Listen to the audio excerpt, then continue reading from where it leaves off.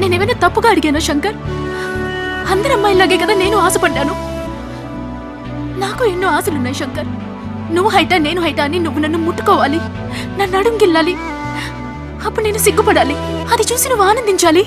Expect చేయనప్పుడు నా దగ్గరికి వచ్చి నన్ను కౌగిలించుకోవాలి, సర్ప్రైజ్ చేయాలి, ఇలా ఎన్నో.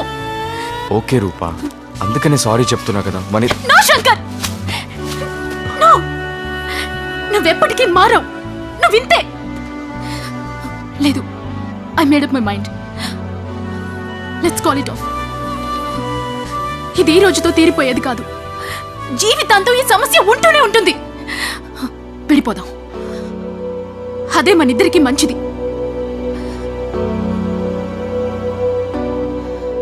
ఇంకో 1 వీక్లో బ్యాంకాక్ వెళ్తున్నాను.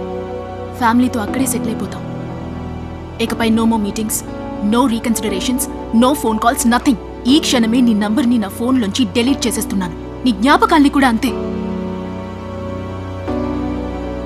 Good bye Shankar.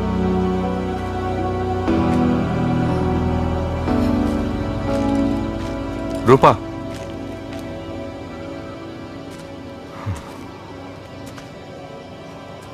Good decision Rupa. నువ్వు చెప్పింది కరెక్టే. నాకు లవ్ చేయటం రాదు. ఈ నిమిషమే నేను మారిపోయానంటే నువ్వు నమ్ముతావు చెప్పు? అమ్మాయిలు అన్నీ గుర్తుపెట్టుకుంటారు, కానీ అబ్బాయిలు ఏది గుర్తుపెట్టుకోరు. అందుకని ప్రేమ లేదని కాదు, అబ్బాయిలు తమ లవర్ని కలుసుకునేటప్పుడు వాళ్ళని వాళ్ళే మర్చిపోతారు. నేను కూడా అంతే.